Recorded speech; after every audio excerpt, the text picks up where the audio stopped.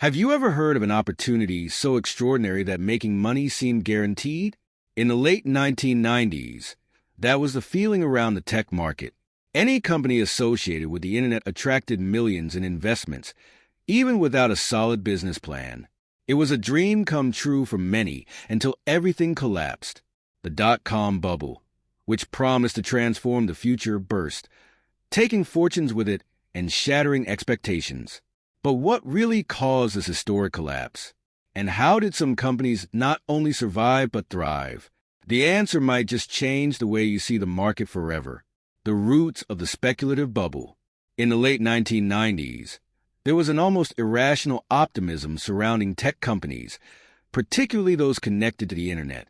With the explosion of web usage and the rise of startups promising to revolutionize entire markets, investors from all walks of life rushed in to avoid missing out on this historic opportunity. Interestingly, it didn't matter if a company had a solid business model or a long-term plan. Just being associated with the internet was enough to attract extraordinary investments. The word innovative became a magnet for billions in capital. As a result, companies that had no actual profits were suddenly worth millions, sometimes billions, driven more by investor curiosity and excitement than by real results. This frenzy, in an intelligent way, capitalized on the novel environment of that era. This rush was driven mainly by expectations. The promise that the internet would radically change the business world fueled hopes for quick, astronomical returns.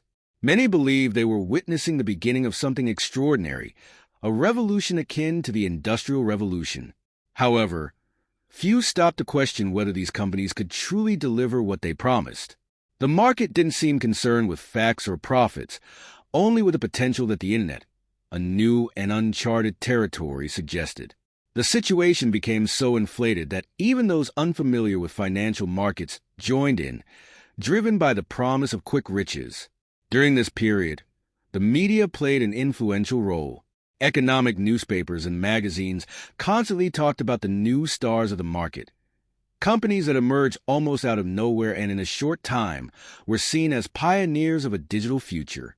These stories further fueled the bubble. For the average investor, it was hard not to get swept up. And so, thousands of people began investing their savings in companies without solid foundations. In reality, many of these investors were buying shares in companies that barely had functioning products and were more focused on acquiring users than generating revenue. Another central aspect of this period was the impact of initial public offerings, IPOs. A tech company's IPO was an event of great anticipation. Within minutes, the stocks of these companies would skyrocket, sometimes doubling or tripling in value on the first day of trading. This phenomenon wasn't just rare. It seemed to defy traditional economic laws. It was as if, suddenly, the internet had created a new financial logic where the rules of profitability and long-term viability no longer applied. This, of course, was just an illusion, but one that many, mesmerized by the moment, chose to ignore. Interestingly, the bubble didn't only affect startups. Established giants from other sectors also jumped into the tech race. Traditional companies, seeing the rapid valuation of internet companies, began investing heavily in their own tech divisions or, in some cases, acquiring startups. For these businesses, it was almost a matter of survival, not falling behind in the digital revolution. Once again, investors responded with enthusiasm, driving the stock prices of these companies to new heights. It seemed like the sky was the limit for any business related to the internet. However, as with any speculative bubble, historical trends and economic logic were just waiting for the right moment to strike.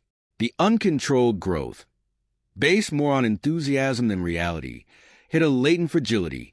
The market was full of companies whose value was based on narratives and expectations, not profits. It was only a matter of time before reality set in, and when that moment arrived, it would be like a devastating storm, affecting both small startups and established market giants alike. The warning signs in the beginning of the crisis ***. At the dawn of the 2000s, the first signs emerged that the tech market wasn't as solid as many had believed. The curiosity and excitement that had driven internet companies began to give way to growing concern about the sustainability of their business models. Investors started to realize that, despite the extraordinary growth in stock values, most of these companies still weren't generating consistent profits. This shocking reality started flashing red warning lights in the market, revealing a vulnerability that had been masked by speculative frenzy. This phenomenon seemed like a historical repetition of the excesses that had occurred in previous bubbles. One of the clearest signs of this change was a sharp drop in stock prices for many internet companies. What had once seemed like an endless wave of growth began to recede. Stocks, previously inflated by the expectation of an incredible future, now faced pressure from real-world results. Investors, who had once bought shares without hesitation, started reconsidering their decisions, especially when financial reports revealed shrinking profits or significant losses. The breaking of this cycle of expectations began to cause panic in certain sectors, leading to a massive sell-off of the most vulnerable stocks. Interestingly, this panic was largely fueled by the speculative nature of the market. When one tech company failed to meet its targets, it triggered a domino effect, spreading fear among investors that other companies might also fail, and thus began a rush to sell stocks before their value plummeted further. This widespread selling created a downward spiral in prices, further increasing the sense that the market had been overvalued. What's curious is that many of the same investors who had been blindly optimistic just months before suddenly became incredibly pessimistic, abandoning the companies they had once exalted. The media, which had previously promoted startups as the inevitable future, began changing its narrative, feeding the fear. Alarming headlines questioned the true value of internet companies and pointed to a potential financial crisis. Newspapers and news channels started paying more attention to disappointing earnings and the mass layoffs that began to sweep through tech companies. This shift didn't go unnoticed by the public, who started to wonder if the internet dream was turning into a nightmare. The sense that something extraordinary was about to happen now seemed like a looming threat. At the same time, many of these companies began facing serious cash flow problems. The lack of profits, combined with the rapid pace of growth, meant that many of them could no longer finance their operations. Startups that relied on new rounds of investment to survive began to struggle as cautious investors hesitated to inject more capital. This led to the closure of several companies that, despite having promising user bases, couldn't sustain themselves financially.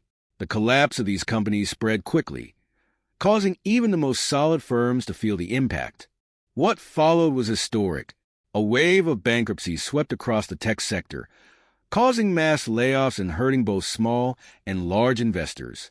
Companies like Pets.com, which had been media darlings, saw their businesses evaporate almost overnight. The harsh reality was clear. Innovation alone wasn't enough.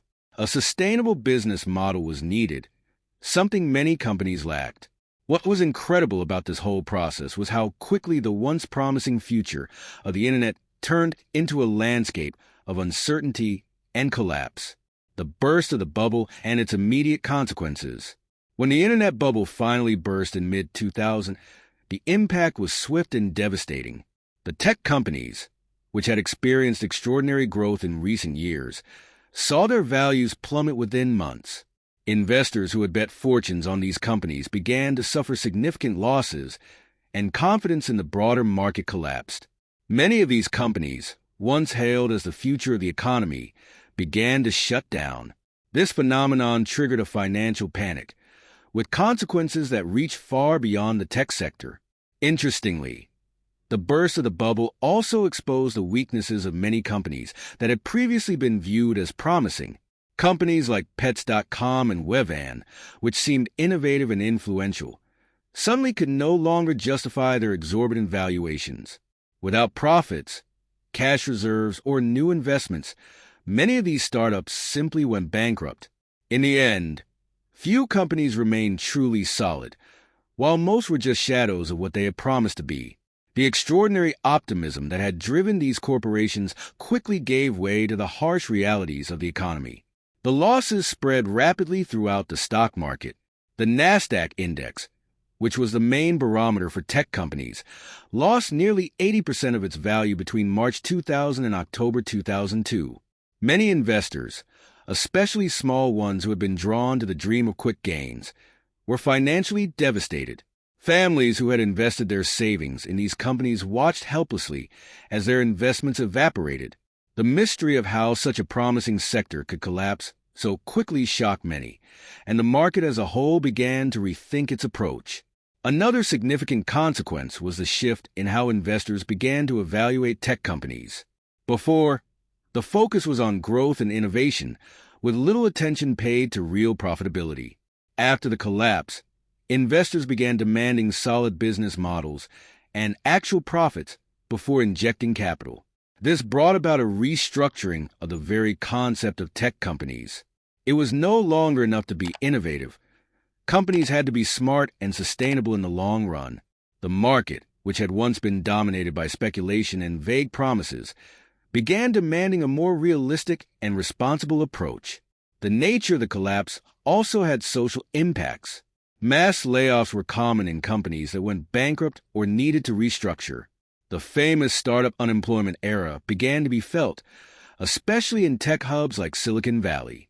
Many professionals who had been attracted by the promise of a new digital future found themselves jobless with few prospects. This shook the sector, but it also created space for surviving companies like Amazon and eBay to recruit talent at lower costs and consolidate themselves as the true winners of that turbulent period. However, the burst of the bubble also brought a kind of renewal.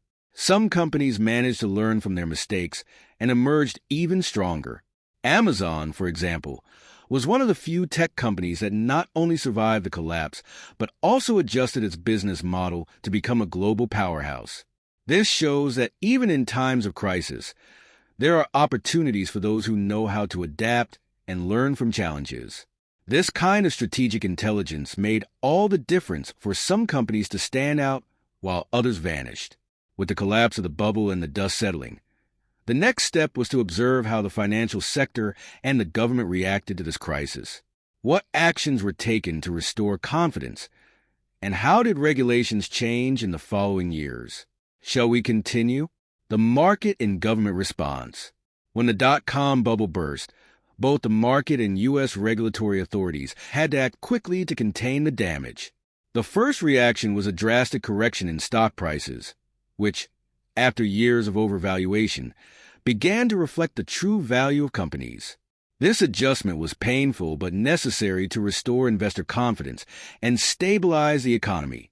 Many analysts at the time realized that the market was reorganizing itself, separating companies with viable business models from those that had relied solely on inflated expectations. This process brought about a new era of caution, where investors became more selective, seeking more security in their investments. In response to the disaster, the Federal Reserve Fed took decisive measures. Interest rates were lowered to stimulate the economy and prevent a deeper recession. These monetary easing policies were aimed at encouraging credit and consumption, giving a lifeline to the companies that managed to survive the collapse.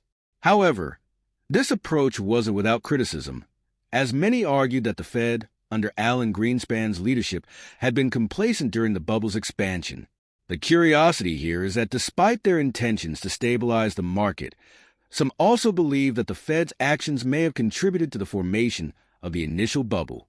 Another significant development was the regulatory response. The bubble's burst exposed serious flaws in how tech companies were evaluated and traded on the market. To address this, the U.S. Securities and Exchange Commission, SEC, stepped up its oversight, establishing new rules to increase transparency in initial public offerings, IPOs, and corporate financial reporting. One of the key changes was the requirement for companies to more clearly demonstrate their ability to generate profits before going public. The goal was to ensure that investors had access to more reliable and detailed information about the companies they were investing in. However, the most profound impact was perhaps psychological. The crisis deeply shook the average investor's confidence in the stock market, especially in tech companies. In the following years, a sense of caution was evident. Investors who had lost their savings during the collapse became much more reluctant to bet on startups or companies with improving business models. This fear led to a shift in how venture capital was distributed. Instead of seeking the extraordinary at any cost, investors began to prefer companies with solid foundations, clear evidence of profits, and more realistic growth prospects. The market's response also translated into a slowdown in IPOs. After the bubble burst, there was a dramatic drop in the number of companies choosing to go public, as the environment was much more hostile for emerging businesses. The post-bubble period is marked by widespread caution, where only well-prepared companies with a proven track record could attract investors. This change in behavior helped reduce runaway speculation, but also slowed the pace of innovation, as many startups found it more difficult to raise capital. Finally, the financial sector learned valuable lessons from the crisis. The dot-com bubble's burst brought a new era of investment responsibility, with banks and investment funds adopting stricter criteria for allocating capital to tech companies. This shift was crucial in preventing another speculative bubble from forming anytime soon. Banks, for example, began requiring more detailed business plans and a clear vision of how companies intended to achieve profitability. Although this approach was more conservative, it was seen as a necessary step to ensure that the market didn't repeat the same mistakes in the future. Finally, the financial sector learned valuable lessons from the crisis. The dot-com bubble's burst brought a new era of investment responsibility, with banks and investment funds adopting stricter criteria for allocating capital to tech companies. This shift was crucial in preventing another speculative bubble from forming anytime soon. Banks, for example, began requiring more detailed business plans and a clear vision of how companies intended to achieve profitability. Although this approach was more conservative, it was seen as a necessary step to ensure that the market didn't repeat the same mistakes in the future. Now that we've seen how the market and authorities reacted to the collapse, let's understand how this crisis shaped the future of technology and the internet in the years that followed. Shall we continue? The companies that survived and thrived. Despite the widespread collapse of the tech sector, some companies not only survived but emerged stronger after the dot-com bubble burst. Amazon, for example, is an extraordinary case of resilience. In the early 2000s, Amazon was still primarily focused on selling books online, and many questioned its ability to generate significant long-term profits. However, Jeff Bezos, in an intelligent way, chose to stay focused on sustainable growth and customer experience rather than succumbing to immediate pressure for quick profits. This strategy proved influential and allowed Amazon to establish itself as one of the internet giants in the following years. Another major winner from that period was eBay, which also managed to adapt to the post-bubble landscape. The company's business model, centered on auctions and peer-to-peer commerce, was financially sustainable, and it maintained a loyal user base. This allowed eBay to keep its operations profitable even as confidence in the tech market was shaken. The platform proved to be a practical solution for consumers and small businesses, demonstrating that an innovative idea, when executed intelligently, could withstand market storms. Companies like Google, which was just beginning to gain traction at the time, also knew how to capitalize on the chaos caused by the bubble. Unlike many other startups, Google didn't rush to go public during the height of the bubble, which protected it from the speculative pressures that destroyed so many other companies. Its focus was on creating superior search technology and, eventually, a business model based on digital advertising. This provided a solid foundation for the company's extraordinary growth in the years to come. Google's success proves that, in times of crisis, companies with truly innovative and long-term viable products can rise to the top. Additionally, traditional tech giants like Microsoft and IBM also managed to weather the dot-com bubble without significant damage. While these companies weren't as directly impacted as internet startups, they too had to adjust their strategies to cope with the new economic landscape. Microsoft, in particular, began diversifying its business, investing in new areas like gaming consoles, with the launch of the Xbox and corporate services. The interesting thing here is that Microsoft, despite being one of the major players in the personal computing era, managed to stay relevant in the internet market without getting swept up in the bubble's frenzy. What's curious is that for many of these companies that survived, the crisis provided an unexpected opportunity to strengthen themselves. With so many startups going bankrupt, the landscape became less competitive, allowing the survivors to absorb talent, capture new markets, and adjust their business models without the same pressures as before. Amazon, for example, expanded its portfolio beyond books, offering everything from electronics to cloud computing services, which would become one of its largest revenue streams years later. In essence, the collapse of the bubble wasn't the end of the internet but a filter, separating viable ideas from speculative illusions. It's fascinating to observe that these companies not only survived, but also helped define the future of the internet. Many of the practices we consider standard today, such as ubiquitous e-commerce, efficient digital search, and cloud computing, were developed and refined by companies that learned from the mistakes of the bubble.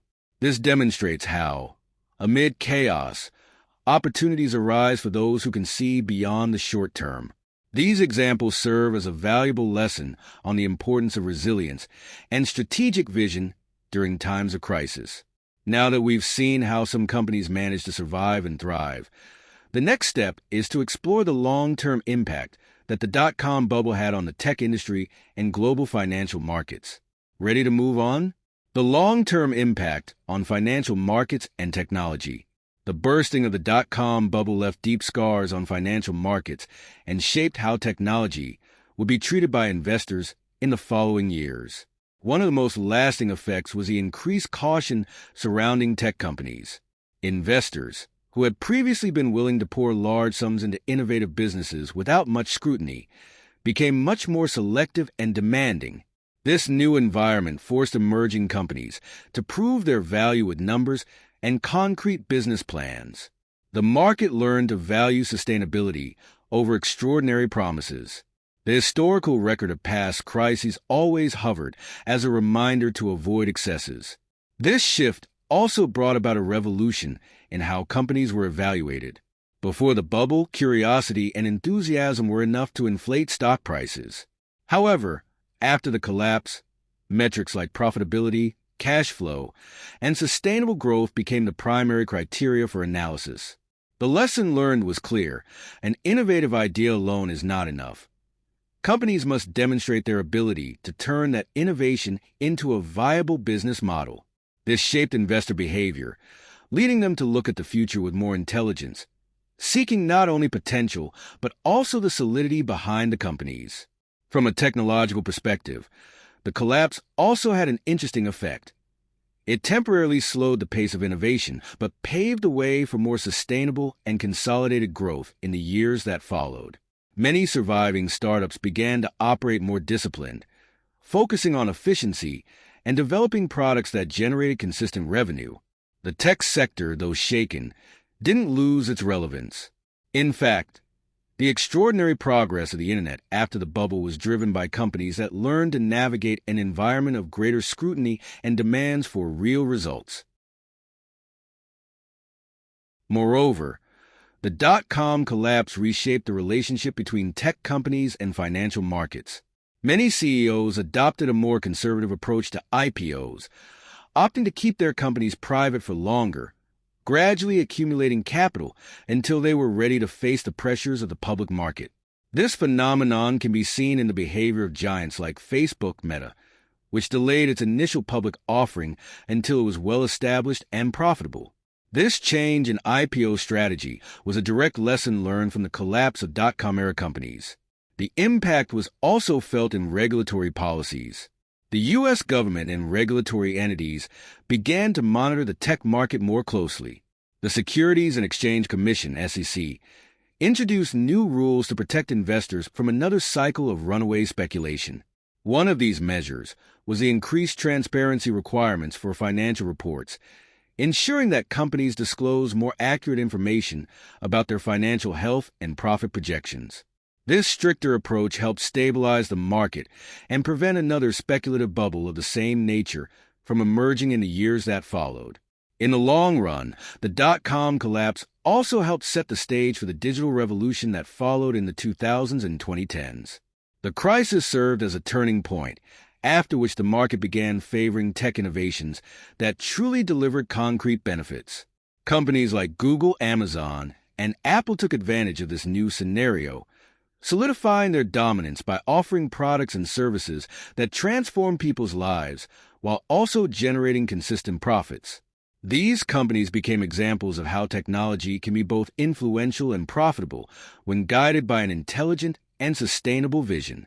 Now that we've seen the long-term impact on the market and technology, let's explore how this crisis also brought changes in how consumers and businesses began using the internet, something that had extraordinary consequences for the development of the digital economy. Shall we continue? The transformation of internet usage and the rise of the digital economy. After the dot-com bubble burst, both companies and consumers began using the web more strategically and thoughtfully. In the early 2000s, the focus shifted drastically from speculative euphoria to building services and platforms that truly added value. The internet was no longer seen as a passing trend, but as a powerful and indispensable tool for society.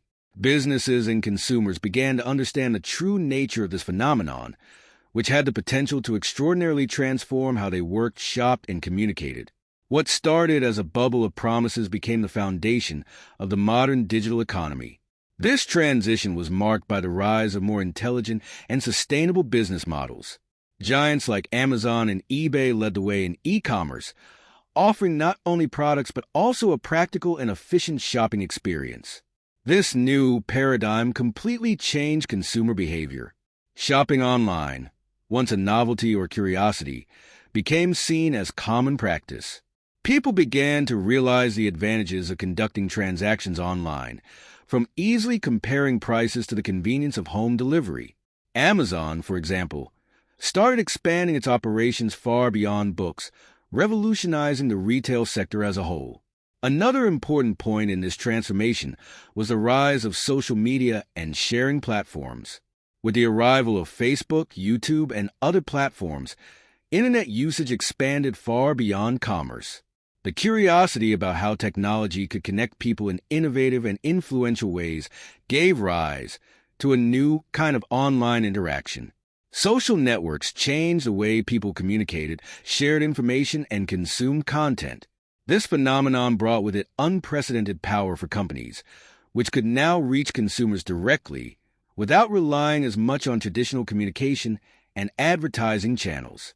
The digital economy also benefited from advancements in search technologies and online advertising. Google, which started as a simple search engine, quickly became one of the most profitable companies in the world by developing a business model based on selling ads. Google's advertising system, AdWords, allowed businesses of all sizes to reach specific audiences based on their searches and online behavior. This innovation not only revolutionized the advertising market, but also transformed how businesses approach marketing. Investing in the internet became not just an option, but a necessity for any company wanting to stay relevant. This transformation in internet usage also sparked a new era of digital entrepreneurship. With the advent of platforms like Shopify and PayPal, small businesses and individuals now had the tools they needed to create their own online ventures. This movement democratized access to global commerce, allowing anyone with an innovative idea to compete on a global scale. The digital economy opened doors for a generation of entrepreneurs who, before the bubble, wouldn't have had the resources or infrastructure to reach such an influential level. The extraordinary part of this was seeing how, in just a few years, the internet became the main driver of innovation and economic growth. Additionally, the internet became more practically used in the workplace. Online communication tools like email and video conferencing became essential for company operations. Over time, the nature of work began to change, making room for remote work and flexible work models. Companies realized that they could operate more efficiently by connecting their employees, suppliers, and customers through the internet, regardless of geographic location. This phenomenon, which began timidly, grew to the point of becoming common practice in the 21st century. With internet usage firmly established as an essential part of daily life for both people and businesses, the next step was to observe how the tech market entered a new phase of growth, driven by innovations like cloud computing, mobile devices, and artificial intelligence. The new phase of growth and technological innovations. With internet usage solidified and the digital economy booming, the tech sector entered a new phase of growth after the dot-com bubble burst. This period was marked by a series of extraordinary technological innovations that redefined both how companies operated and how people connected and consumed information. Among the most influential of these innovations was the rise of cloud computing, a revolutionary shift that allowed companies to store and process data far more efficiently, without the need for large infrastructure investments. Once again, Amazon led the way with its AWS, Amazon Web Services service, becoming the world's leading cloud solutions provider. Cloud computing had a profound impact on how businesses functioned, enabling startups and large corporations to scale their operations without high upfront costs. Companies could now access processing power and data storage on demand, paying only for what they actually used. This not only democratized access to advanced technology, but also accelerated the pace of innovation. A practical example is the rise of streaming services like Netflix, which managed to grow exponentially by using cloud infrastructure to provide its vast catalog of movies and shows to millions of users worldwide. This new phase of technology opened doors to business models that would have been unthinkable before.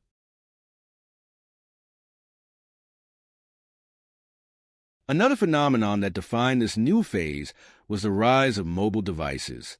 People's curiosity to access the internet wherever they were was met in an extraordinary way with the popularization of smartphones. The launch of the iPhone by Apple in 2007 marked a turning point in technology usage. For the first time, access to the internet, social networks, and apps was literally placed in the palms of consumers' hands. Mobile technology transformed how we interact with the digital world, becoming an essential part of modern life. Companies that previously focused on desktop operations began to reorient their strategies toward mobile, and a whole new app economy was born. The impact of this digital revolution extended to consumer behavior. Shopping apps, digital banks, social networks, and even work tools were optimized to function on smartphones, bringing a transformation to people's daily lives. The ability to do practically everything through a single device was one of the most influential factors in this new phase. Companies that adapted their operations to the mobile environment thrived. And of course, giants like Google and Facebook Meta led this movement, shaping the digital ecosystem around the needs and preferences of an increasingly connected and demanding consumer. Another advancement that emerged during this period was artificial intelligence, AI. The curiosity and fascination with the possibility of machines performing complex tasks autonomously finally began to materialize more tangibly. With increasingly sophisticated algorithms and the processing power of the cloud, companies were able to develop AI systems that revolutionized entire sectors, from customer service to the analysis of large data sets. A clear example is the use of virtual assistants like Amazon's Alexa or Google Assistant, which made interaction with technology more fluid and natural. Additionally, AI began to play a crucial role in optimizing business processes, helping companies make smarter, data-driven decisions. This phase of growth was also marked by the integration of emerging technologies, such as the Internet of Things, IoT, and blockchain. The concept of connected devices, capable of communicating with each other, brought new possibilities for home automation, industries, and even entire cities. IoT allowed the physical and digital worlds to intertwine in ways previously unimaginable, with sensors, cameras, and smart devices operating in synergy. Blockchain, in turn, began to gain prominence as a technology capable of transforming the financial world and beyond, offering a decentralized and secure way to conduct transactions. Both innovations continued to shape the future of the internet and the digital economy. With so many revolutionary innovations, the tech sector resumed its rapid growth, but this time with a much more solid and sustainable foundation than during the dot-com era. Now, The next topic will explore how this new technological era paved the way for the rise of the big techs and their global dominance. Shall we continue? The rise of big techs and their global dominance. With the advancement of technology and the consolidation of the internet, a new era emerged, dominated by the so-called big techs, the technology giants that began to play an influential role in virtually all aspects of modern life. Companies like Amazon, Google, Apple, Facebook, now Meta, and Microsoft became global powerhouses, controlling a significant portion of the digital economy and shaping consumer behavior and the market. What's interesting is that despite the collapse of the dot-com bubble, these companies not only survived but thrived, applying lessons learned from that period to build more solid and sustainable business models. The rise of these corporations was a direct consequence of the transformation that the internet brought to the world. These companies stood out for their ability to continuously innovate and dominate strategic areas of the digital economy. Amazon, for example, expanded its operations far beyond e-commerce, becoming a cloud computing giant with AWS and a major player in the media market with Amazon Prime. Google turned its search platform into a global advertising empire, controlling a significant portion of digital ad revenue through its AdWords platform.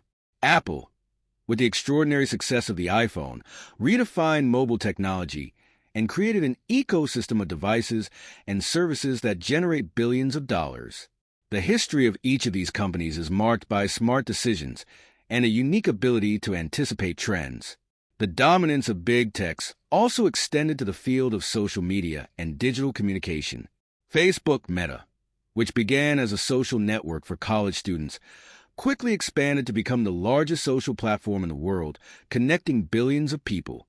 Over time, the company acquired other influential platforms like Instagram and WhatsApp, consolidating its presence in the digital lives of people worldwide. This not only gave Facebook enormous control over the flow of information, but also made it a key player in the advertising market. What's interesting is how, in just a few years, these platforms evolved from innovative social networks to global media giants, playing a central role in how we consume and share information. Moreover, these companies deeply influence the business world by creating new standards for operations and management. Amazon, for example, revolutionized global logistics with its fast delivery model, while Google set the standard for working environments that are more dynamic and creative, with a constant focus on innovation. Apple, for its part, created a true brand cult, with an extremely loyal consumer base and a focus on user experience. These companies redefined the concept of corporate success, proving that a technology-centered approach, innovation, and customer experience could be the path to global dominance. The economic impact of these giants was extraordinary. They not only created hundreds of thousands of jobs, but also fueled the rise of new industries and digital services. Silicon Valley, for example, became the world's leading hub of technological innovation, attracting talent and investment from all corners of the globe. Additionally, big techs deeply influence entire sectors, from retail to advertising, entertainment, education, and healthcare. Smaller companies began looking for ways to integrate their services with these giants' platforms, creating an interconnected digital ecosystem. And, of course, with this level of influence, came questions of regulation and the concentration of power. The rapid growth of big techs raised concerns about the power these companies had accumulated. In many cases, their near-absolute dominance of certain markets led to questions about monopolies and anti-competitive practices. Governments around the world began investigating and regulating their operations more rigorously in an effort to limit their influence and ensure that the market remained fair and competitive. The historical record of investigations, fines, and public hearings involving these companies shows how their relevance became a public debate topic. The extraordinary part is that despite these pressures, big techs continue to grow and innovate, often quickly adapting to new regulations. Now that we've explored the dominance of big techs, the next step is to discuss the lasting legacy of the dot-com bubble burst and the lessons we can learn from this historic phenomenon. The legacy of the dot-com bubble and the lessons learned. The burst of the dot-com bubble in 2000 left a lasting legacy that continues to influence financial markets, the tech industry, and how investors and companies operate. One of the greatest lessons from this extraordinary event was the risk of being swept up by unbridled optimism and speculation without solid foundations. The collapse served as a historic reminder that, no matter how innovative or promising a sector may seem, financial sustainability and long-term viability are essential for the success of any company. The volatile nature of speculative bubbles showed that markets without rational control, driven solely by euphoria, tend to quickly crumble, leaving a trail of losses. One of the key lessons for investors was the importance of carefully evaluating a company's fundamentals before investing. During the bubble, many were driven by curiosity and excitement, investing in tech companies that still had no profits or even clear business models. The burst of the bubble demonstrated that without a solid strategy, the promises of extraordinary growth can quickly turn into major disappointments. After this event, investors became more demanding and cautious, analyzing financial data and real growth prospects more intelligently before allocating capital to any venture. For companies, the crisis also brought valuable lessons. The focus on innovation, while essential, cannot be separated from the need to generate revenue and manage costs efficiently. Many of the companies that survived the collapse did so because they found a balance between growth and sustainability. A clear example is Amazon, which learned to balance rapid growth with financial discipline, diversifying its revenue streams and investing in areas that offered more stable returns. This type of intelligent strategy, which combines innovation with robust financial planning, was one of the key lessons absorbed by companies after the bubble burst. Another important legacy was the evolution of financial regulations. Before the collapse, the market operated with little oversight over startups and initial public offerings, IPOs. The dot-com bubble's burst forced a reevaluation of these practices, leading to a series of new regulations that increased transparency and accountability for publicly traded companies. The U.S. Securities and Exchange Commission, SEC, intensified its oversight, requiring companies to be more transparent in their financial reports and profit forecasts.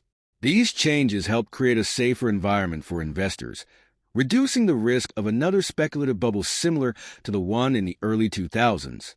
Curiously, the most positive legacy of the bubble was the push it gave to a second wave of more responsible innovation. Although many companies failed, the Internet's impact continued to grow and strengthen. The years following the bubble saw the emergence of technologies like cloud computing, mobile internet, and artificial intelligence, which brought with them a new digital revolution. The companies that survived the crisis, and those that emerged afterward, were better prepared to face the market with more solid business models. Thus, the collapse of the bubble acted as a filter, separating viable companies from speculative ones, and allowing the tech sector to reorganize itself on more stable foundations.